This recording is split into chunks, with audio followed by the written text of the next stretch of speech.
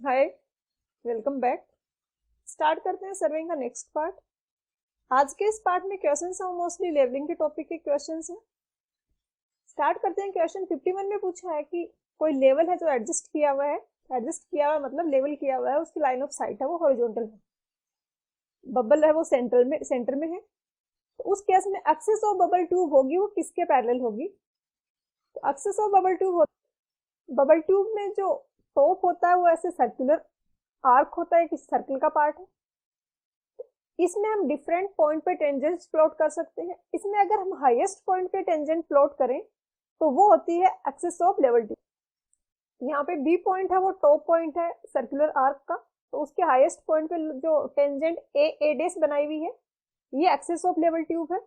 और अगर bubble centre में है, जैसे कि इस डायग्राम में है, बबल सेंटर में है, लेवल डंपी लेवल या ऑटो लेवल जो भी है वो लेवल किया हुआ है, इस केस में लाइन ऑफ साइट भी हॉरिजॉन्टल होगी और जो एक्सिस है लेवल ट्यूब की ए डेस ये भी हॉरिजॉन्टल होगी। क्वेश्चन में हमने हमसे ये पूछा है कि एक्सिस ऑफ लेवल ट्यूब किसके पैरेलल होगी, तो ये लाइन ऑफ साइट के पैरेलल होगी। तो यहाँ पे आंसर होगा वो ऑप्शन ए होगा। बीसी पुणे की बुक में जो गिवन है उसके अकॉर्डिंग लाइन ऑफ साइट और लाइन ऑफ कॉलिमिनेशन सेम ही है, तो उसके अकॉर्डिंग आंसर ए और बी दोनों होंगे। आप सेफ साइड में रहते हुए याद रखना चाहो तो ऑप्शन ए रख सकते हो कि इनकेस अगर बाद में ऑब्जेक्शन फाइल करने में कंसीडर नहीं किया गया, कुछ इश्यू हुआ, तो सेफ साइड रहो। नेक्स्ट क्वेश्चन है 52। ये हम पहले भी डिस्कस कर चुके हैं। यहाँ पे पूछा है कि वो इमेजिनरी लाइन जो कि पास होती है क्रॉस हेयर्स के इंटरसेक्शन के, जैसे ये क्रॉस हेयर्स है, तो इस इंटरसेक्शन वाले पॉइंट से और जो ऑब्जेक्टिव वाला लेंस है उसके ऑप्टिकल सेंटर से, इन दोनों पॉइंट से जो इमेजिनरी लाइन पास होती है उसको क्या बोला जाता है? तो ये होती है लाइन ऑफ साइट। एक बार डायग्राम की हेल्प से मैं फिर से समझा देती हूँ। ये रेज वगैरह है, अभी के लिए आपको इग्नोर करना है। ये वाला जो लेंस है इसको बोला जाता है ऑब्जेक्टिव, क्योंकि ये ऑब्जेक्ट है। ये यहाँ पे हम आई रख के रीडिंग पढ़ते हैं। जो आई के पास वाला लेंस होता है इसको बोला जाता है आई पीस, और जो ऑब्जेक्ट की साइड वाला लेंस होता है उसको बोला जाता है ऑब्जेक्टिव लेंस। और ये जो लाइन है यहाँ पे होते हैं क्रॉस हेयर्स। तो क्रॉस हेयर्स का जो सेंटर है और जो ऑब्जेक्टिव वाले लेंस का सेंटर है, इन दोनों को मिलाने वाली लाइन जो होती है ये होती है लाइन ऑफ साइट या लाइन ऑफ कॉलिमेशन। और जो ऑब्जेक्टिव लेंस का सेंटर और आई पीस का सेंटर, इन दोनों को जो मिलाने वाली लाइन होती है वो होती है एक्सिस ऑफ टेलीस्कोप। जैसे ये वाली लाइन है जो ब्लू कलर में मैंने मार्क की है, ये वाली लाइन है, ये एक्सिस ऑफ टेलीस्कोप है। तो यहाँ पे आंसर हो जाएगा वो लाइन ऑफ कॉलिमेशन या लाइन ऑफ साइट होगा। अगेन यहाँ पे आंसर होंगे वो ए और बी दोनों होंगे। यहाँ पे ये अलग अलग ट्रीट कर रहा है दोनों लाइंस को, जबकि जो बुक्स में डेफिनेशन किए हुए हैं उसके अकॉर्डिंग दोनों सेम होते हैं। नेक्स्ट नेक्स्ट क्वेश्चन है 54। काफी अच्छा क्वेश्चन है, और अगर आपको ये क्वेश्चन एक बार अच्छे से समझ में आ गया तो आपको आई पीस कहाँ होता है, क्रॉसहेयर्स कहाँ होते हैं, इमेज कहाँ बनती है, ऑब्जेक्टिव लेंस कहाँ होता है, ये कुछ भी याद रखने में दिक्कत नहीं आएगी, कुछ कंफ्यूजन नहीं होगा।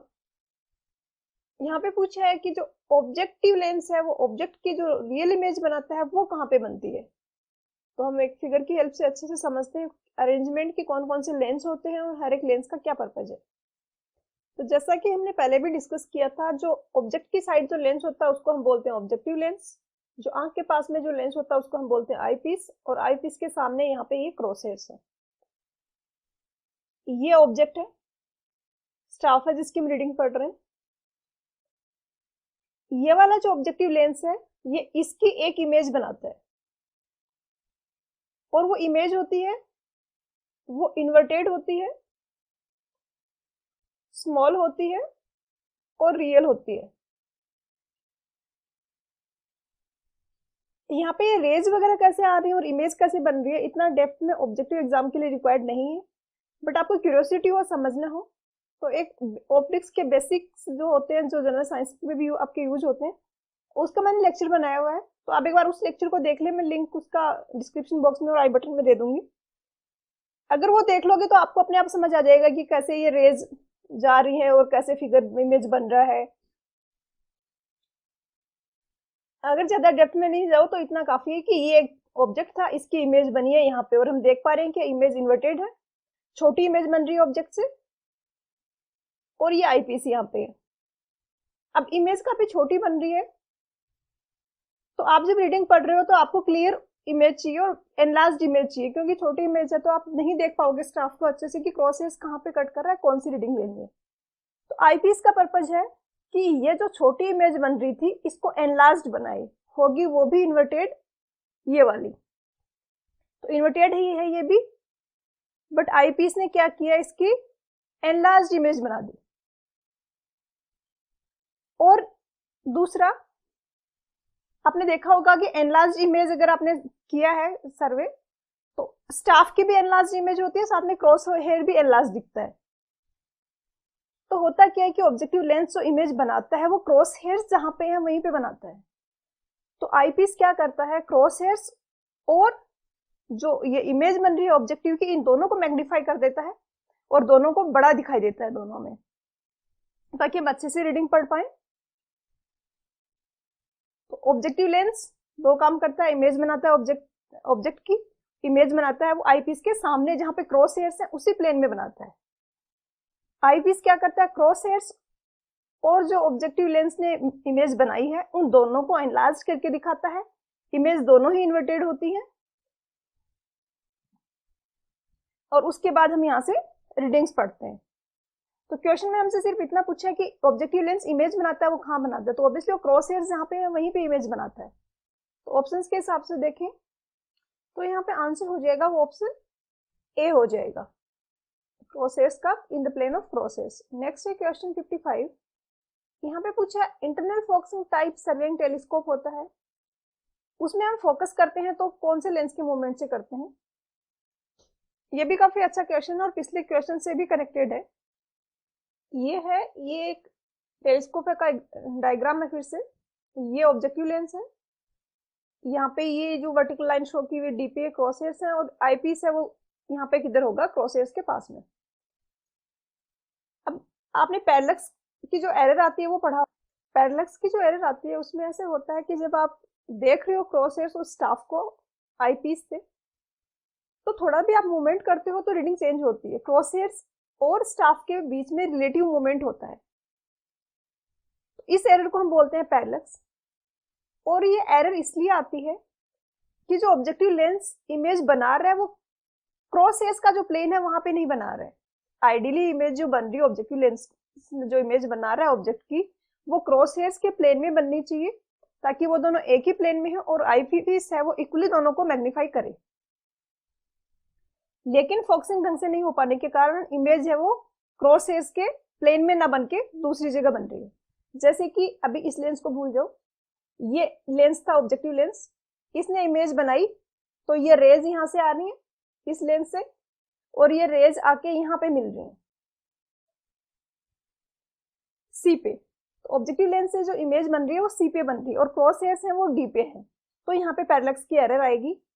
हमें फोकसिंग से इस एरर को ठीक सेट करना होता है। तो हम क्या होता है, इंटरनल फोकसिंग टाइप एक टाइप ऑफ टेलीस्कोप होता है जिसमें कि ये कॉनकेव लेंस लगा होता है। और कॉन्वेक्स लेंस की एक प्रॉपर्टी होती है कि इससे रेज आ रही है तो ये रेज सेंटर की तरफ बेंड होती है,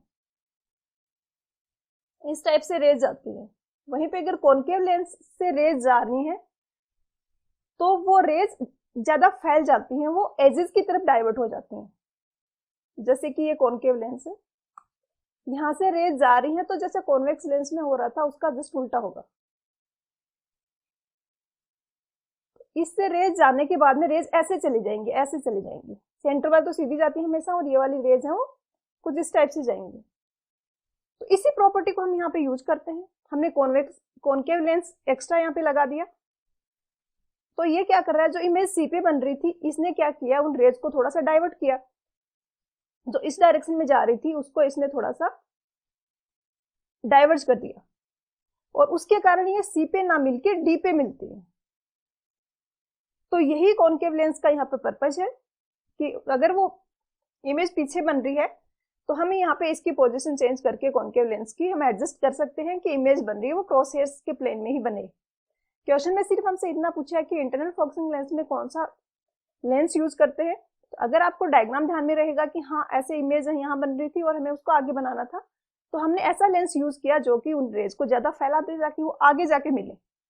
तो यहाँ पे आंसर हो जाएगा वो कॉनकेव लेंस हो जाएगा, जो कि गिवन है ऑप्शन सी में। तो आंसर हो जाएगा वो ऑप्शन सी हो जाएगा। नेक्स्ट क्वेश्चन है 56।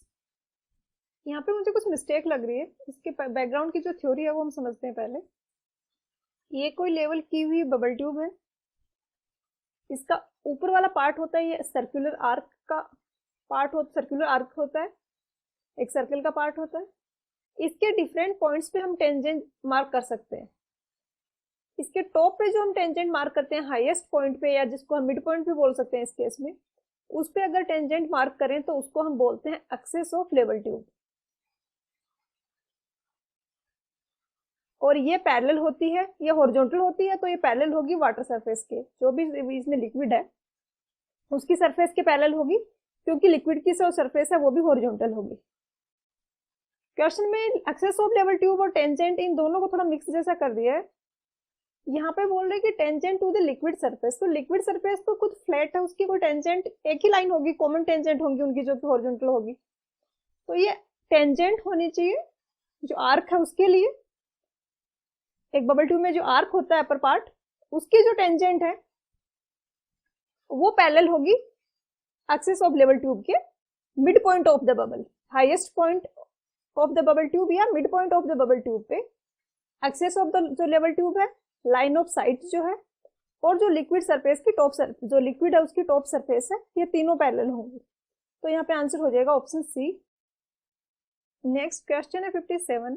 यहाँ पे पूछा है लेवल ट्यूब की जो सेंसिटिवनेस होती है वो कौन से फैक्टर से डिक्रीज होती है। सेंसिटिवनेस बेसिकली होती है कि अगर हम लाइन ऑफ साइट को हॉरिजॉन्टल से मूव करवा रहे हैं लेवल में, तो बबल ट्यूब कितना क्विकली रिस्पॉन्ड कर रही है उसके लिए। जब लाइन ऑफ साइट हॉरिजॉन्टल थी तो बबल ट्यूब सेंटर में थी, लाइन ऑफ साइट को हॉरिजॉन्टल से टिल्ट करने पे बबल है वो भी फटाफट से मूव करेगी। उसमें कितना मूवमेंट हो रहा है और कितना क्विकली मूवमेंट हो रहा है, ये रिप्रेजेंट करती है उसकी सेंसिटिवनेस। अगर ज्यादा सेंसिटिवनेस है मतलब बहुत ज्यादा उसमें मूवमेंट हो रहा है, और ये डिपेंड करती है डिफरेंट फैक्टर्स पे, जो कि ये है। अगर हम इंटरनल जो रेडियस है ट्यूब का वो हम इंक्रीज करें तो उस केस में जो आर है, हमने पहले एक क्वेश्चन में देखा था कि tan alpha is equal to था S upon D is equal to N L upon R. अगर ये आर जो रेडियस है, जैसे बबल ट्यूब ऐसे हमने देखा कि ऐसे आर्क है, तो इसका अगर हम सेंटर मार्क करें तो इसकी जो रेडियस है अगर वो हम इंक्रीज करेंगे तो बबल ट्यूब की सेंसिटिविटी इंक्रीज होगी। अगर डायमीटर ऑफ द ट्यूब को इंक्रीज करेंगे तो बबल ज्यादा फ्रीली मूवमेंट कर पाएगी, तो इसलिए भी सेंसिटिविटी इंक्रीज होगी। अगर लेंथ इंक्रीज करते हैं तो ज्यादा स्पेस मिल रहा है बबल को मूव करने के लिए, तो इसलिए भी सेंसिटिविटी इंक्रीज होगी। अगर रफनेस वॉल की कम कर रहे हैं, मतलब फ्रीली फ्लो में हो रहा है बबल का, तो ये भी इंक्रीज करेगा। उसके अलावा अगर जो लिक्विड हमने लिया हुआ है उसकी विस्कोसिटी कम है, तो लिक्विड है वो इजीली मूव करेगा, लिक्विड मूव करेगा तो बबल ट्यूब भी मूव करेगी। तो विस्कोसिटी अगर हम डिक्रीज कर देते हैं लिक्विड जो भी हमने लिया है, और हमारी टेंडेंसी रहती है कि हम लो विस्कोसिटी वाला लिक्विड ले उसमें, तो अगर विस्कोसिटी को हम डिक्रीज कर देते हैं तो उस केस में भी सेंसिटिविटी है वो इंक्रीज होती है। अब ऑप्शंस में अगर हम देखें तो यहाँ पे ऑप्शन डी है वो इनकरेक्ट है। लेंथ इंक्रीज करने से इंक्रीज होती है, डाया से भी इंक्रीज होती है, और इनर सरफेस है उसकी रेडियस ऑफ कर्वेचर जो आर है उसको इंक्रीज करने से भी इंक्रीज होती है। क्वेश्चन में पूछा डिक्रीज किससे होगी, तो अगर हम विस्कोसिटी को इंक्रीज कर देंगे तो लिक्विड का मूवमेंट थोड़ा सा डिफिकल्ट होगा और सेंसिटिविटी है वो थोड़ा सा डिक्रीज हो जाएगी। तो आंसर हो जाएगा ऑप्शन डी। यहाँ पे एक पॉइंट है, रेडियस ऑफ कर्वेचर लिखा है, इसकी जगह अगर कर्वेचर होता है 1 बाई रेडियस, तो उस केस में ए भी आंसर हो सकता था। तो ध्यान से पढ़ना, रेडियस ऑफ कर्वेचर मतलब R, curvature means 1 by R. तो आर को इंक्रीज करने से सेंसिटिविटी इंक्रीज होती है, और 1 बाई आर की अगर हम बात करें तो आर इंक्रीज होगा तो 1 बाई आर है वो डिक्रीज होगा, और उस केस में भी सेंसिटिविटी है वो इंक्रीज होगी। तो यहाँ पे आंसर हो जाएगा ऑप्शन डी हो जाएगा। क्वेश्चन 58 में कुछ मिस्टेक लग रही है। यहाँ पे गिवन है कांस्टेंट लेवल ट्यूब है, तो लेवल ट्यूब होती है कांस्टेंट लेवल ट्यूब कुछ टर्म नहीं है, और उसके बाद size of bubble tube remains constant. तो size of bubble tube remains constant है क्योंकि जो उसमें वेपर और जो गैस का हमने लिया है मिक्सचर वो कांस्टेंट है, जो लिक्विड है वो भी कांस्टेंट है, पूरा पैक किया हुआ, तो ऑब्वियसली उनका वॉल्यूम है वो कांस्टेंट रहेगा। एक यहाँ पे ये भी होता है कि जो लिक्विड की सरफेस है हम उसको हॉरिजॉन्टल अज्यूम कर रहे थे, जो हमने भी देखा था कि लेवल ट्यूब में हॉरिजॉन्टल होगी। ये टॉप, ये जो अंदर जो लिक्विड वाली सरफेस थी इसको हम हॉरिजॉन्टल अज्यूम कर रहे हैं ये, बट आइडियली देखें तो ये हॉरिजॉन्टल नहीं है क्योंकि अर्थ सरफेस है वो स्फेरिकल है, और उस केस में जो लेवल सरफेस होगी वो कुछ इस तरीके से होगी, ना कि हॉरिजॉन्टल होगी। तो यहाँ पे देखें तो ऐसे ना होके ये कुछ इस तरीके से होगी, लेकिन अर्थ की सरफेस की रेडियस वो बहुत ज्यादा है, तो उस केस में हम इसको छोटे लेवल पे अगर सर्वे कर रहे हैं तो हम इसको हॉरिजॉन्टल मान लेते हैं। तो ये जरूर क्वेश्चन बन सकता है कि ये अर्थ जो लिक्विड की सरफेस है इसको हम हॉरिजॉन्टल ले रहे हैं, तो ऐसा क्यों है? तो हम इसको हॉरिजॉन्टल इसलिए अज्यूम कर रहे हैं क्योंकि अर्थ की सरफेस की रेडियस है वो काफी ज्यादा है, और हम अर्थ की सरफेस को फ्लैट कंसीडर कर सकते हैं। ऑप्शंस में यहाँ पे जो गिवन है, इसमें एक आंसर में ये गिवन है लार्जर रेडियस का, रिलेटिवली लार्जर रेडियस की अपर वॉल है। अपर वॉल की रेडियस लार्ज हम रखते हैं और उसका रीजन ये है कि इससे सेंसिटिविटी इंक्रीज होती है, बट सेंसिटिविटी रिप्रेजेंट करती है कि बबल ट्यूब कितना क्विकली मूव कर रही है, कितना ज्यादा उसमें मूवमेंट हो रहा है, जबकि यहाँ पे इसने बोला बबल रिमेन्स कांस्टेंट, तो सेंसिटिविटी का बबल का वॉल्यूम कांस्टेंट रहने से कुछ लिंक नहीं है। तो या तो ये हो सकता है कि यहाँ पे ये इसकी बात कर रहा हो अर्थ के सरफेस की, बट इसने यहाँ पे अपर वॉल लिखा है, तो कुछ मिस्टेक है आई थिंक यहाँ पे क्वेश्चन में। नेक्स्ट क्वेश्चन है 59। यहाँ पे पूछा है कि जो प्लम लाइन के नॉर्मल जो लाइन होती है उसे हम क्या बोलते हैं? तो ये होती है लेवल लाइन, जैसे कि ये अर्थ सरफेस है और प्लम लाइन डायरेक्शन को शो करती है ग्रेविटेशनल फोर्स की डायरेक्शन को। तो किसी भी पॉइंट पे ग्रेविटेशनल फोर्स की डायरेक्शन होती है अर्थ सरफेस के सेंटर की तरफ, यहाँ पे इस तरफ से होगी, यहाँ पे इस डायरेक्शन में होगी, हर एक पॉइंट पे उस पॉइंट से सेंटर के टुवर्ड्स होगी प्लम लाइन की या ग्रेविटेशनल फोर्स की डायरेक्शन। तो अगर हम ऐसी लाइन मार्क करें, फॉर एग्जांपल ये एक लाइन मार्क की गई है अर्थ सरफेस पे, तो यहाँ पे हर एक पॉइंट पे प्लम लाइन जो होगी वो इस सरफेस के परपेंडिकुलर है। कुछ स्टूडेंट्स को यहाँ पे कंफ्यूजन हो सकता है कि हॉरिजॉन्टल लाइन क्यों नहीं है, तो हॉरिजॉन्टल लाइन हम उस अजम्पशंस के साथ कह सकते हैं कि हम अर्थ सरफेस को फ्लैट कंसीडर कर रहे हैं। अगर हम अर्थ सरफेस को फ्लैट कंसीडर कर रहे हैं तो उस केस में ग्रेविटेशनल फोर्स की डायरेक्शन ये होगी, बट ये आइडियल नहीं होता नहीं है, हम सिंप्लीफिकेशन के लिए अज्यूम कर लेते हैं। तो ज्यादा जनरलाइज्ड जो यहाँ पे आंसर है वो लेवल लाइन है, जैसे ये लेवल लाइन है, ये इसके पैरेलल इस टाइप से ऊपर एक लाइन बना दी जाए तो ये भी लेवल लाइन है, क्योंकि यहाँ पे भी हर एक पॉइंट पे प्लम लाइन की डायरेक्शन है वो इस लाइन के परपेंडिकुलर होगी या नॉर्मल होगी, तो यहाँ पे आंसर हो जाएगा ऑप्शन बी। नेक्स्ट है क्वेश्चन नंबर 60।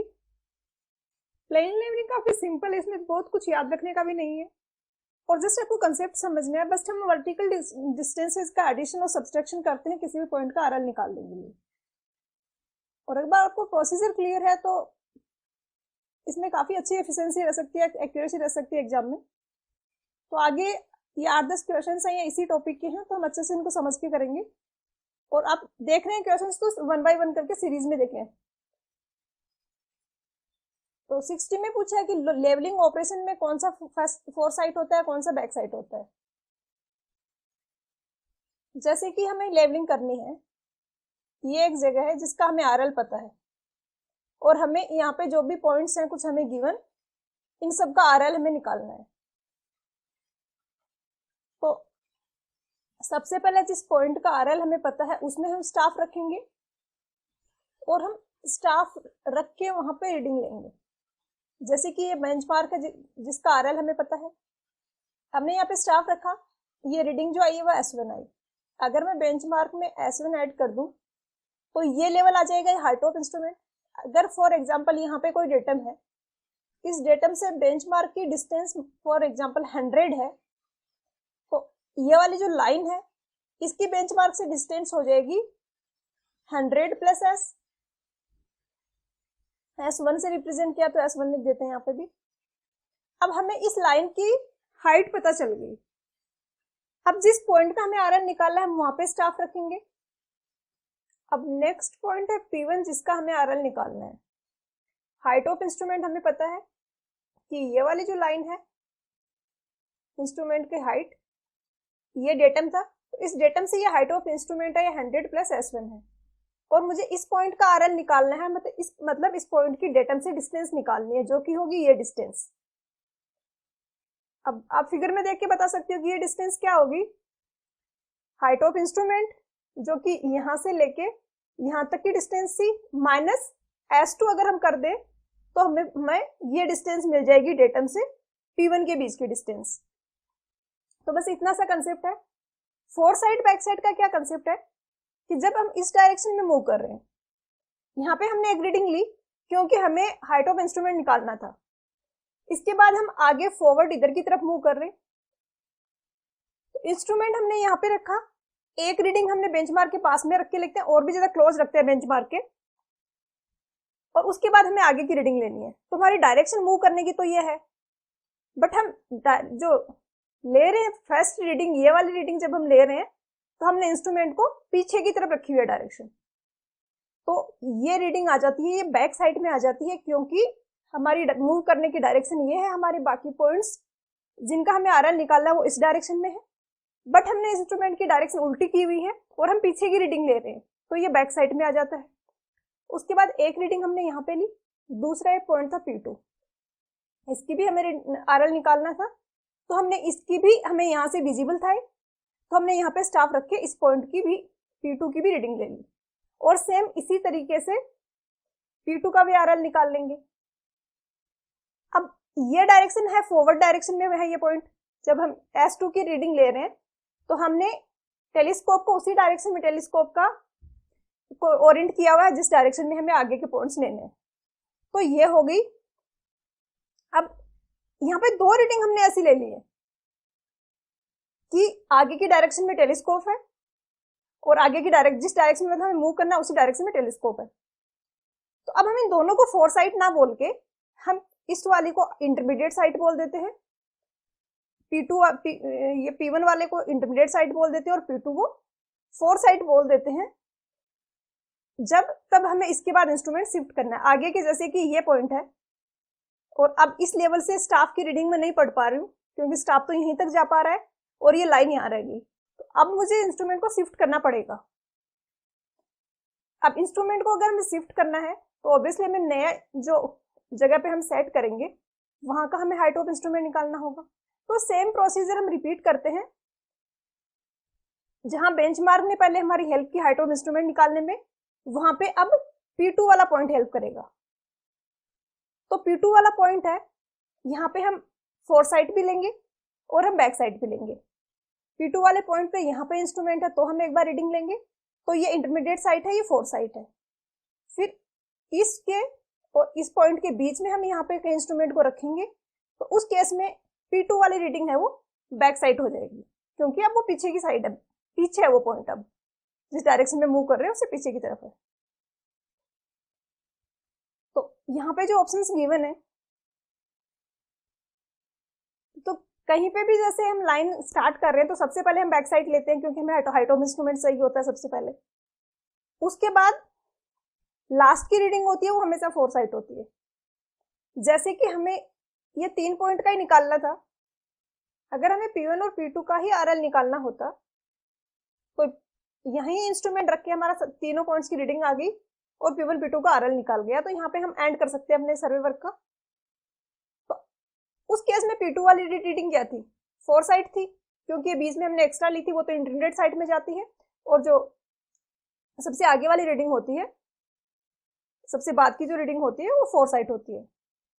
तो इसके अकॉर्डिंग यहाँ पे आंसर होगा ऑप्शन सी हो जाएगा कि ऑप्शन डी हो जाएगा। लाइन स्टार्ट होती है तो बैक साइड से होती है और क्लोज होती है तो फोर साइड से होती है। ए में जो बोला है कि फर्स्ट साइड होती है किसी भी चेंज पॉइंट में वो बैक साइड होती है, तो ये भी सही है, बट डी है वो ज्यादा कंप्लीट और एक्यूरेट अपने आप में, और ये गलत है। Second side on any change point is four side, नहीं, सेकेंड साइड है वो फोर साइड भी हो सकती है और वो इंटरमीडिएट साइड भी हो सकती है। तो यहाँ पे आंसर हो जाएगा ऑप्शन डी, क्योंकि ये सबसे ज्यादा एक्यूरेट आंसर ऑप्शन है। नेक्स्ट है कि वो फिक्स्ड पॉइंट जिसका एलिवेशन हमें पहले पता होता है, एलिवेशन अबव डेटम मतलब डेटम से कितना हाइट पे है वो पॉइंट, वो एलिवेशन होता है, तो उसको हम क्या बोलते हैं, तो ये होता है बेंचमार्क। तो आंसर हो जाएगा ऑप्शन ए। नेक्स्ट है क्वेश्चन 62। यहाँ पे पूछा है कि राइज और फॉल मेथड में कौन से साइट्स के लिए हमें चेक नहीं प्रोवाइड करवा पाते हैं। जब हम सारे पॉइंट्स का आरएल निकाल लेते हैं, उसके बाद हमारी कैलकुलेशन में कहीं मिस्टेक तो नहीं हुई है, वो वेरीफाई करने के लिए हम एक चेक लगाते हैं। और चेक लगाने के जो फॉर्मूला है, राइज एंड फॉल मेथड का ये फॉर्मूला है, और लाइन ऑफ कोलिमेशन मेथड का ये फॉर्मूला है। राइज और फॉल मेथड में क्या होता है, हम हर एक पॉइंट पे निकालते हैं कितना राइज या फॉल हुआ है। राइज मतलब जो सेकंड वाला पॉइंट है वो पहले वाले पॉइंट से ऊपर है, जैसे कि डायग्राम की हेल्प से जैसे कि यहाँ पे दो पॉइंट है P1 और P2, ये यहाँ पे हमने इंस्ट्रूमेंट रखा हुआ है, तो ये रीडिंग यहाँ पे आ रही है, इसकी ये आएगी और इसकी ये आएगी। तो यहाँ पे हमें दिख रहा है कि P2 वाला पॉइंट है, वहां पे राइज है। P1 से अगर हम P2 पे जा रहे हैं तो राइज हो रहा है। इसी तरीके से अगर P2 नीचे होता P1 से तो हम कहते हैं कि फॉल हो रहा है। और ये हम हर एक साइड के लिए निकालते हैं, इंटरमीडिएट साइड के लिए भी निकालते हैं, दो कोई भी कंटिन्यू साइड है उनके लिए निकालते हैं, चाहे वो बैक साइड के बाद इंटरमीडिएट साइड आ रही हो या इंटरमीडिएट साइड के बाद फोर साइड आ रही हो। हर एक दो रीडिंग जो आ रही है, सेट का आ रहा है जो दो रीडिंग का, जैसे एक रीडिंग उसके बाद जो भी नेक्स्ट रीडिंग है, उसके लिए हम राइज और फॉल निकालते हैं। तो यहाँ पे ये वाली जो टर्म आ रही है ना, इसमें इंटरमीडिएट साइड भी कंसिडर हो रही है, इसलिए राइज और फॉल मेथड्स में फोर साइड बैक साइड का तो होता है, इसके साथ साथ में इंटरमीडिएट साइड का भी चेक लगता है। स्टूडेंट्स को ये फॉर्मूला देखिए कंफ्यूजन हो जाता है कि इंटरमीडिएट साइड यहाँ पे नहीं ली हुई है, बट ये राइज और फॉल जो हम ले रहे हैं ना, इसमें हमने कंसिडर किया इंटरमीडिएट साइड, तो ये तीनों पे चेक लगाता है, तो आंसर हो जाएगा ऑप्शन डी। नेक्स्ट क्वेश्चन है 63। यहाँ पे पूछा लाइन ऑफ कोलिमेशन मेथड के लिए, जिसको हम हाइट ऑफ इंस्ट्रूमेंट मेथड भी बोलते हैं, कि वहां पे चेक किसके लिए प्रोवाइड करते हैं। तो ये फॉर्मूला है, ये है हाइट ऑफ इंस्ट्रूमेंट मेथड के लिए, और हाइट ऑफ इंस्ट्रूमेंट मेथड में हम राइज या फॉल नहीं निकालते हैं, जैसा कि क्वेश्चन नंबर 60 में एक्सप्लेन किया मैंने कि कैसे हम हाइट ऑफ इंस्ट्रूमेंट से प्लस माइनस कर करके हर एक पॉइंट का आरएल। तो अगर ग्राउंड सरफेस में पॉइंट, तो हम हाइट ऑफ इंस्ट्रूमेंट से माइनस करते जाते हैं आरएल निकालने के, जो भी उस पॉइंट की स्टाफ की रीडिंग आ रही है। तो बैक साइड और फोर्थ साइड है, इसमें भी कहीं इंटरमीडिएट साइड नहीं आ रहा, और last RL minus first RL वाला, इसमें तो जस्ट हम आरएल लेते हैं हर एक पॉइंट्स का। तो कहने का मतलब है कि इस वाले फॉर्मूले में कहीं पे भी इंटरमीडिएट साइड हम यूज नहीं कर रहे हैं। बैक साइड का सम किया, फोर्थ साइड का सम किया, दोनों का डिफरेंस निकाला और उसके इक्वेट किया। तो कहीं पे इंटरमीडिएट साइड कैलकुलेट करने का, आरएल कैलकुलेट करने पे कहीं भी कुछ मिस्टेक हुई है तो वो चेक यहाँ पे नहीं लगता, तो इसलिए यहाँ पे does not provide check on intermediate side. ज्यादा सिंपल तरीका याद रखने का आप ये भी रख सकते हो, बड़ा जिसमें तीन फॉर्मूले आ रहे हैं वो तीनों पे चेक लगा रहा है, जिसमें दो ही आ रहे हैं वो दो पे चेक लगा रहा है। बस हिंट है कि याद रखने के लिए, एग्जाम में आप डेप्थ में नहीं जाना चाहो तो इसका हो जाएगा ए। फॉर्मूले जरूर आपको ये दोनों याद रखने हैं, न्यूमेरिकल भी आता है इनके बेस्ट पे, डायरेक्ट फॉर्मूले भी पूछे जाते हैं, और जैसे इस क्वेश्चन में भी ये फॉर्मूले यूज हो गए। नेक्स्ट क्वेश्चन है 64।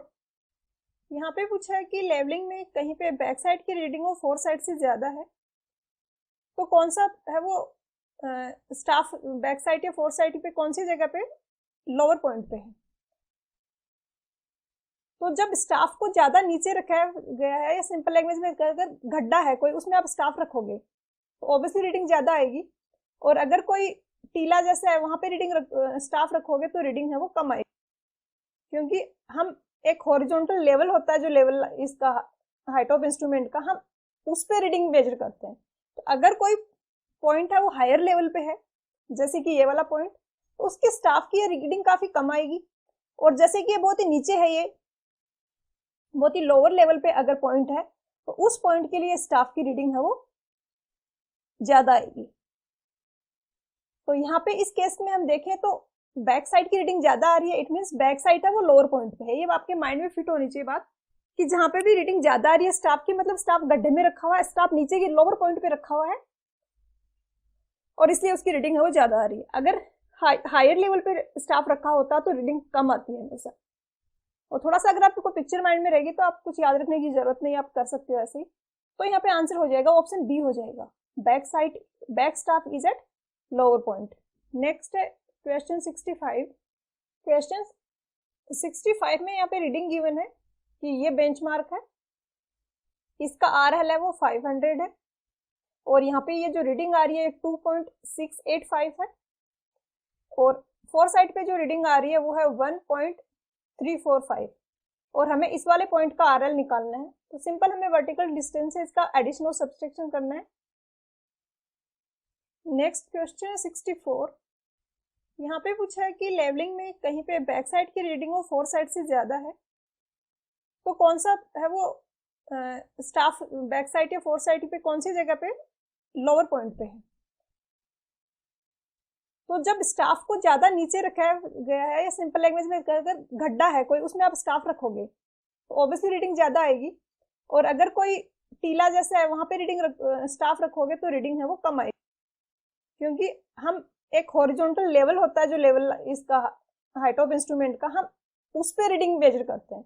तो अगर कोई पॉइंट है वो हायर लेवल पे है, जैसे कि ये वाला पॉइंट, तो उसकी स्टाफ की रीडिंग काफी कम आएगी, और जैसे कि ये बहुत ही नीचे है, ये बहुत ही लोअर लेवल पे अगर पॉइंट है तो उस पॉइंट के लिए स्टाफ की रीडिंग है वो ज्यादा आएगी।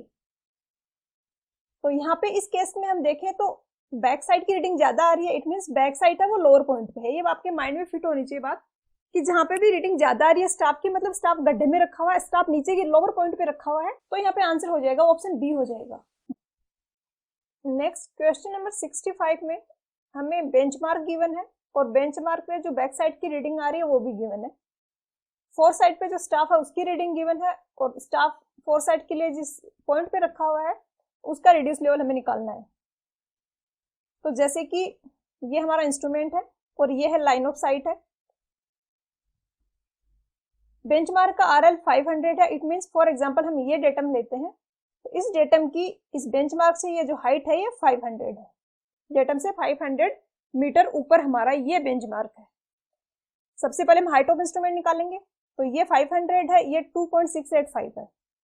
तो हाइट ऑफ इंस्ट्रूमेंट ये जो है, हाइट ऑफ इंस्ट्रूमेंट होता है ये जो लाइन ऑफ साइट है इसकी डेटम से डिस्टेंस, तो ये डिस्टेंस हो जाएगी 500 प्लस ये ऊपर वाली ये वाली डिस्टेंस ऐड कर देंगे 2.685। अब हमें निकालना है इस वाले पॉइंट का RL। इस वाले पॉइंट का RL मतलब डेटम से इस पॉइंट की डिस्टेंस, मतलब हमें ये वाली डिस्टेंस निकालनी है। तो हम क्या करेंगे, इस वाली डिस्टेंस में ये जो हमारी स्टाफ की रीडिंग आ रही है वो अगर हम माइनस कर दें तो ऑब्वियसली हमारे पास ये वाली डिस्टेंस आ जाएगी, तो ये हम माइनस कर देंगे 1.345, और इसको जब आप सोल्व करोगे तो यहाँ पे आंसर आएगा वो ऑप्शन सी आएगा, ये 501.340, तो आंसर हो जाएगा ऑप्शन सी। नेक्स्ट है क्वेश्चन नंबर 66। नेक्स्ट क्वेश्चन है 66, ये है रेसिप्रोकल लेवलिंग के रिगार्डिंग, कि यहाँ पे कौन सी एरर है जो कि कंप्लीटली एलिमिनेट नहीं होती है। तो हम समझते हैं पहले रेसिप्रोकल लेवलिंग को। यहाँ पे कोई दो पॉइंट्स है हमारे पास जिनमें हमें लेवल में डिफरेंस निकालना है। एक पॉइंट ये ए है, दूसरा पॉइंट है बी, और इनके बीच से कोई रिवर पास हो रही है, काफी ज्यादा डिस्टेंस है दोनों के बीच में, और हम दोनों के बीच में ऑब्वियसली रिवर जा रही है, तो हम बीच में कहीं इंस्ट्रूमेंट नहीं सेट कर सकते। जब हमें एरर को मिनिमाइज करना होता है तो जैसे हमने यहाँ इंस्ट्रूमेंट सेट किया, यहाँ पे फोर साइड बैक साइड ले रहे हैं, यहाँ फोर साइड ले रहे हैं, और ये दोनों डिस्टेंसेस अगर हम सेम रखें तो उस केस में हमारी एरर है वो काफी एलिमिनेट हो जाती है जब हमें इन दोनों के लेवल का डिफरेंस निकालना है। लेकिन यहाँ पे ऐसी सिचुएशन नहीं बन रही है, यहाँ पे हम बीच में नहीं रख सकते इंस्ट्रूमेंट। इस टाइप की लेवलिंग को बोलते हैं रेसिप्रोकल लेवलिंग। यहाँ पे हम क्या करते हैं कि एक बार इंस्ट्रूमेंट को एक के पास में रखते हैं, और यहाँ से ए पे स्टाफ रख के रीडिंग लेते हैं, बी में स्टाफ रख के रीडिंग लेते हैं, बी विजिबल तो है। इसके बाद हमने बी पे स्टाफ रखा और बी की रीडिंग ली और ए की रीडिंग ली। अब यहाँ पे एक तो होती है लेवल लाइन, जो आइडियली जो लाइन है लेवल लाइन है, एक है हॉरिजॉन्टल लाइन। हम जो लाइन ऑफ कोलिमिनेशन हमारे इंस्ट्रूमेंट के रखते हैं वो हॉरिजॉन्टल रखते हैं, तो एक्चुअल में तो ये लेवल लाइन है, तो जो डिफरेंस है एलिवेशन का वो ये होगा कि लेवल लाइन से ये इतना नीचे है एच से जितना, और लेवल लाइन से ये है इतना नीचे। तो इन दोनों का अगर हम डिफरेंस, फॉर एग्जांपल इसको मैं अगर कैपिटल एच बी लिखूं, तो कैपिटल एच बी और ये एच ए दोनों को मैं, दोनों का डिफरेंस अगर निकालूं तो इनके लेवल में डिफरेंस आएगा। बट प्रॉब्लम क्या है कि हम जो रीडिंग लेते हैं, हम रीडिंग पढ़ते हैं इस वाले पॉइंट की, क्योंकि हमारी लाइन ऑफ साइट है वो हॉरिजॉन्टल है। अब यहाँ पे आ गई इतनी एरर, ये इतनी एरर आ गई। क्यों आई एरर? एक तो कर्वेचर ऑफ अर्थ के कारण, क्योंकि अगर कर्वेचर ऑफ अर्थ हम कंसीडर करते हैं तो लेवल लाइन होती है, वो हॉरिजॉन्टल नहीं होती है। दूसरा आती है रिफ्लेक्शन के कारण। रिफ्लेक्शन क्या होता है? जब रे है वो डिफरेंट डिफरेंट मीडियम से पास होती है तो उसकी डायरेक्शन सेम नहीं रहती है, वो थोड़ा बहुत रिफ्लेक्शन होता है उसमें, और डायरेक्शन उसकी थोड़ी सी चेंज हो जाती है। जैसे कि आपने पढ़ा होगा कि यहाँ पे पानी में सिक्का रखा हुआ है तो ऊपर उठा हुआ दिखाई देता है, क्योंकि यहाँ से जो रे आ रही है वो अगर यहाँ पे एंटर होगी तो यहाँ पे रिफ्लेक्ट हो जाएगी। तो रिफ्लेक्शन के कारण ये लाइन थोड़ी सी नीचे आ गई। आइडियली ये लाइन यहाँ पे होनी थी, रिफ्लेक्शन के कारण ये यहाँ पे आ गई, तो अभी ये एरर है ई। फिर जब इंस्ट्रूमेंट हम यहाँ पे रख रहे हैं तो ये एरर आ रही है ई। ये हॉरिजॉन्टल लाइन है, आइडियली लाइन ऑफ साइट हमारी हॉरिजॉन्टल, तो ये लाइन होनी चाहिए थी, बट एक्चुअल में जो लाइन हम पढ़ रहे हैं वो है ये वाली, क्योंकि जो रे है वो डिफरेंट मीडियम से पास होती है, डिफरेंट डेंसिटी की एयर होती है बीच बीच में, तो रिफ्लेक्ट हो जाती है और उसकी डायरेक्शन थोड़ी सी चेंज हो जाती है। तो हम यहाँ की रीडिंग पढ़ते हैं, बट एक्चुअल में मैं रीडिंग पढ़नी चाहिए यहाँ की, क्योंकि लेवल लाइन तो ये लाइन है। तो ये ई एरर आ जाती है दोनों जगह ही, और हम इसलिए डेप्थ में नहीं जाते हैं कैसे इसका फॉर्मूला निकालते हैं, बट फाइनल हम फॉर्मूला निकालते हैं तो हम माइनस करते हैं, तो ये वाली एरर और ये वाली एरर है ये कैंसिल आउट हो जाती है। एक बार हम इससे H A minus H B निकालते हैं, दूसरी बार इससे H A minus H B निकालते हैं, दोनों का एवरेज लेते हैं। तो जो एरर यहाँ पे रिफ्रैक्शन और कर्वेचर के कारण आ रही है वो एलिमिनेट हो जाती है। बट अगर कोई लाइन ऑफ साइट में एरर है, लाइन ऑफ कोलिमेशन अगर हॉरिजॉन्टल नहीं है, तो वो एरर कंपनसेट नहीं हो पाती। जैसे कि आपने इंस्ट्रूमेंट को सही से लेवल नहीं किया, और जो लाइन ऑफ साइट हॉरिजॉन्टल होनी थी वो हॉरिजॉन्टल ना होकर इस टाइप से इंक्लाइंड हो गई, तो अब आप यहाँ की रीडिंग पढ़ रहे हो। बट जरूरी नहीं है कि सेम मिस्टेक आप यहाँ पे इंस्ट्रूमेंट सेट करो तो भी करोगे, यहाँ पे इंस्ट्रूमेंट सेट करोगे तो कुछ और मिस्टेक करोगे। तो उस केस में दोनों जगह पे जो लाइन ऑफ साइट के कारण एरर आ रही है वो सेम नहीं होती है, इसलिए वो कैंसिल नहीं होती है। कर्वेचर और रिफ्लेक्शन की एरर होती है वो सेम होती है, इसलिए ये एरर है वो कैंसिल हो जाती है। तो यहाँ पे आंसर हो जाएगा, वो हो जाएगा non adjustment of line of collimation. Non adjustment में बबल ट्यूब भी थोड़ा बहुत एक्यूरेट आंसर हो सकता था, बट बी है वो ज्यादा एक्यूरेट है। यहाँ पे हम दोनों को देखें तो अल्टीमेट गोल हमारा लाइन ऑफ कोलिमिनेशन को, लाइन ऑफ साइट को हॉरिजॉन्टल रखना है, तो वो अगर हॉरिजॉन्टल नहीं है तो उसके कारण एरर आएगी वहां पे और वो कंपनसेट नहीं होगी। नेक्स्ट क्वेश्चन है 67। यहाँ पे पूछा है कि कोई दो पॉइंट्स हैं, उनके बीच में हमें ट्रू एलिवेशन डिफरेंस निकालना है, तो उस केस में हम लेवल को कहाँ पे सेट करें। तो जैसे कि लेवल यहाँ पे सेट किया हुआ है, ये डिस्टेंस है, ये ए है, और नेक्स्ट वाला जो पॉइंट बी है उसकी डिस्टेंस है वो स्मॉल बी है। तो यहाँ पे हम इनका डिफरेंस निकालने के लिए क्या करते हैं, ये अगर इसकी रीडिंग है एच ए या स्टाफ रीडिंग है तो एस एच से लिख देते हैं, ये वाली रीडिंग है वो एस बी है। तो इन दोनों का हम डिफरेंस निकालते हैं, तो हमारे पास इन दोनों के एलिवेशन में जो डिफरेंस है वो आ जाता है। प्रॉब्लम क्या होती है कि एस ए और एस बी को नोट करने में एक एरर भी आती है, जो एक तो होती है कर्वेचर के कारण कि अर्थ सरफेस को हम फ्लैट मान रहे हैं। यहाँ पे जब सर्वे कर रहे हैं हम लाइन ऑफ साइट को हॉरिजॉन्टल रख रहे हैं और हम मान रहे हैं कि अर्थ सरफेस है वो फ्लैट है, लेकिन ऐसा है नहीं। अर्थ सरफेस है वो कर्व स्फेरिकल है, तो उसमें वो कर्वेचर के कारण एक एरर आती है, और दूसरी आती है रिफ्लेक्शन के कारण। ये रे जब यहाँ से पास होती है, यहाँ पे टकरा के वापस आती है, तो यहाँ से पास होके यहाँ पहुंचती है, तो वो डिफरेंट मीडियम में एयर में ट्रेवल करती है। कहीं पे डेंसिटी टेम्परेचर कुछ है, कहीं पे दूसरी जगह कुछ डिफरेंट है, तो थोड़ी बहुत उसमें एरर आ जाती है वो थोड़ी बहुत डायरेक्शन चेंज कर लेती है। तो ये दो चीजों के कारण यहाँ पे एरर आती है, और इन दोनों की जो क्यूमुलेटिव एरर होती है वो होती है 6/7 D square upon R. D यहाँ पे स्टाफ स्टेशन और इंस्ट्रूमेंट के बीच की डिस्टेंस है। अब एरर ए के लिए आएगी, वो आएगी 6/7 ए स्क्वायर अपॉन 2r, और बी के लिए आएगी 6/7 बी स्क्वायर अपॉन 2r।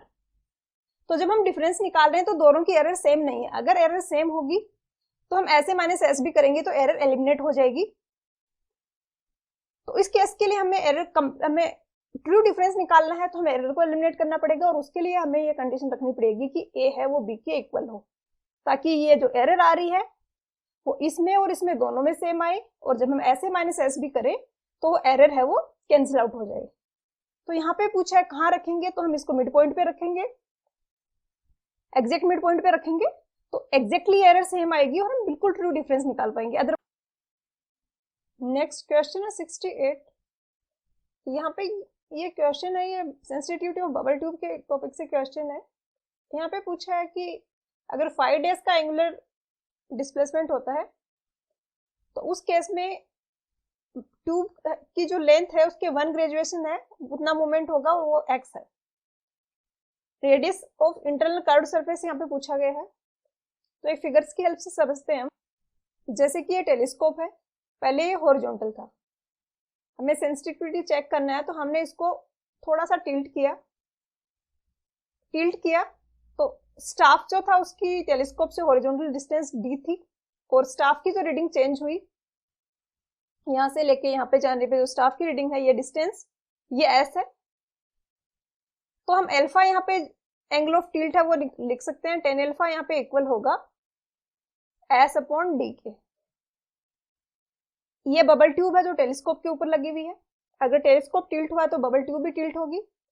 ये ऊपर वाला पार्ट होता है इसका, ये एक सर्कल का पार्ट होता है, तो इसका हम मूवमेंट जो होगा, जैसे कि बबल ट्यूब पहले सेंटर में थी जब हॉरिजॉन्टल था, तो अब जब हमने इसको टिल्ट किया तो बबल ट्यूब इधर की तरफ शिफ्ट होगी, तो सेंटर पे इसका एंगल बन रहा है वो अल्फा बन रहा है। यहाँ पे जैसे इसका सर्किल बनाए तो सर्किल के सेंटर पे जो एंगल बन रहा है वो अल्फा बनेगा, क्योंकि टेलीस्कोप अल्फा से टिल्ट हुआ है तो लेवल ट्यूब भी अल्फा से टिल्ट होगी। यहाँ पे ये डिस्टेंस जो बबल ट्यूब जितनी लेंथ से शिफ्ट हो रही है सेंटर से, वो डिस्टेंस है एनएल। एनएल हम यहाँ पे इसलिए लिख रहे हैं कि एल होता है वो मोस्टली एक ग्रेजुएशन की लेंथ होती है, जैसे छोटे छोटे पार्ट्स में बबल ट्यूब में डिवाइड किया होता है टोटल लेंथ को, तो एक ग्रेजुएशन की लेंथ एल है, और अल्फा टिल्ट करने पे एनएल का मूवमेंट हो रहा है बबल ट्यूब में। ये डिस्टेंस होगी, ये रेडियस होगी, तो ये tan अल्फा हम इस वाली फिगर से लिखें तो ये होगा NL अपॉन R। आप चाहें तो ये डायग्राम याद रख सकते हैं, फॉर्मूला लिख सकते हो एग्जाम में सीधा, या फिर डायरेक्टली फॉर्मूला याद रख सकते हो। इससे काफी डिफरेंट टाइप के क्वेश्चंस बनते हैं। यहाँ पे जो पूछा है, यहाँ पे ये वाला क्वेश्चन नहीं यूज हो रही है, जस्ट इसी से पूछा है। सबसे पहले तो अल्फा होता है वो काफी स्मॉल होता है, तो हम इसको tan अल्फा को अल्फा लिख सकते हैं, और ये इक्वल हो जाएगा NL अपॉन R के। क्वेश्चन में गिवन है कि 5 डेज का एंगुलर मोमेंट हो रहा है, तो लीनियर जो बबल में मोमेंट हो रहा है वो x डिस्टेंस से हो रहा है, तो NL की जगह यहाँ पे x आ जाएगा upon R। This should be equal to alpha, alpha है 5 डेज के इक्वल,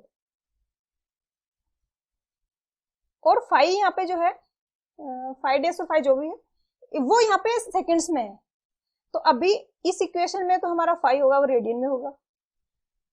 जो क्वेश्चन ऑप्शंस में जो गिवन है इक्वेशन वो उनमें 5 है वो सेकंड में है, तो हमें 5 को यहाँ पे सेकंड में कन्वर्ट करना पड़ेगा। तो 5 को सेकंड में कन्वर्ट करेंगे तो पाई रेडियन में 180 डिग्री होते हैं, तो पाई से हमने डिवाइड किया, 180 से मल्टीप्लाई कर दिया, ये डिग्री में कन्वर्ट हुआ, 60 से मल्टीप्लाई किया मिनट में हुआ, अगेन 60 से किया, ये सेकंड में हुआ। अब 5 है वो सेकंड में है, और ये इक्वल है x बाई आर के। इस इक्वेशन को हम थोड़ा सा सिंप्लीफाई करें तो 5 है वो इक्वल आ जाएगा x अपॉन आर इंटू ये 180 इंटू 60 अपॉन पाई। इसको सोल्व करेंगे तो ये आएगा 265। इन सबको सोल्व करेंगे इस पोर्शन को, और ये यहाँ पे डिवाइड में आएगा नीचे, तो ये आ जाएगा 206 265 और ये फिगर काफी बार रिपीट होगा 206 265 और भी काफी फॉर्मूले हैं जहाँ पे ये रिपीट होता है, यूज होता है, तो आपको ये वैल्यू डायरेक्टली याद रखनी है। और काफी बार हम इसको ये साइन 1 सेकेंड भी लिख देते हैं। साइन 1 सेकेंड की जो वैल्यू होती है उसका अगर हम इनवर्स करें तो ये आता है 20625, मतलब 1/sin 1 सेकेंड है, तो ये इक्वल होता है 206265 के। तो काफी बार हम इसको साइन 1 सेकेंड की फॉर्म में भी लिख देते हैं। क्वेश्चन में हमसे जस्ट सिर्फ इतना पूछा है, तो हम देखते हैं कौन से ऑप्शन में ये है। तो यहाँ पे आंसर हो जाएगा वो ऑप्शन ए हो जाएगा। नेक्स्ट है क्वेश्चन 69। क्वेश्चन 69 में पूछा है कि जब हम टेलीस्कोप से स्टाफ को देख रहे हैं, रीडिंग पढ़ रहे हैं, तो काफी बार होता है कि हम अगर मूवमेंट करते हैं अपने आई का, तो उस केस में स्टाफ की जो इमेज है और क्रॉस हेयर्स है उनके बीच में रिलेटिव मोमेंट होता है। तो ये होता है, इसको क्या बोलते हैं, या ये कौन सी टाइप की एरर है इंस्ट्रूमेंट में, क्यों हो रहा है मतलब इंस्ट्रूमेंट में, तो इसको हम बोलते हैं पैरेलक्स। ये पैरेलक्स इसको बोला जाता है और समझते हैं कि क्या होता है और क्यों ऐसा मूवमेंट होता है। ये ऑब्जेक्टिव लेंस होता है, ये यहाँ पे स्टाफ है। ऑब्जेक्टिव लेंस का काम है कि ये स्टाफ की इमेज बनाएगा और ये वो प्लेन है जहाँ पे क्रॉस हेयर्स है, तो ये उसी प्लेन में इमेज बनाएगा। ऑब्जेक्टिव लेंस इमेज बनाएगा, वो क्रॉस हेयर्स वाले प्लेन में इमेज बनाएगा, और फिर आईपीस वाला जो लेंस है वो इसको एनलार्ज्ड इमेज हमें, मैग्नीफाइड इमेज हमें शो करेगा, जो कि इस यहाँ पे बनेगी। तो इस इमेज में हमें क्रॉस स्टाफ भी दिखेगा, सॉरी क्रॉस हेयर्स भी दिखेंगे और स्टाफ भी दिखेगा। लेकिन कभी कभी ऐसा होता है कि ये जो इमेज बन रही है इसकी, ये क्रॉस हेयर्स वाले प्लेन में नहीं बन के डिफरेंट प्लेन में बनती है। तो उस केस में हमें रिलेटिव मूवमेंट दिखता है क्रॉस हेयर्स में और स्टाफ में, क्योंकि वो दोनों सेम प्लेन में उनकी इमेज नहीं बन रही है। तो इसको पैरेलक्स बोला जाता है और इसको हम एलिमिनेट कर सकते हैं अगर हम अच्छे से फोकसिंग करें तो यहाँ पे आंसर हो जाएगा सेड टू है पैरेलक्स। ये जो एरर होती है इसको बोला जाता है पैरेलक्स। नेक्स्ट क्वेश्चन है 70। यहाँ पे पूछा है जो डायफ्राम होता है सर्विंग टेलीस्कोप में, वो कहाँ पे प्रोवाइड किया जाता है। तो जैसा कि हमने पहले डिस्कस किया था, क्रॉस हेयर्स होते हैं वो आई पीस के जस्ट सामने होते हैं, और ये फिगर में भी हमने देखा था, ये आई पीस है और उसके जस्ट सामने क्रॉस हेयर्स होते हैं, और क्रॉस हेयर जिसमें हेल्ड होते हैं उसको हम डायफ्राम बोलते हैं। तो ऑब्वियसली क्रॉस हेयर्स आई पीस के जस्ट सामने में प्रोवाइड करने, तो डायफ्राम होगा वो आई पीस के जस्ट सामने ही होगा, क्योंकि ये क्रॉस हेयर्स को हेल्ड करके रखता है। तो यहाँ पे आ जाएगा आंसर ऑप्शन डी, एंड में होगा, नियर द आई पीस। दोनों एंड है, मतलब एक ये एंड है दूसरा ये एंड है, तो इस वाले एंड पे आई पीस के पास में होगा। तो आज के लेक्चर वीडियो में इतना ही, मिलते हैं नेक्स्ट वीडियो में।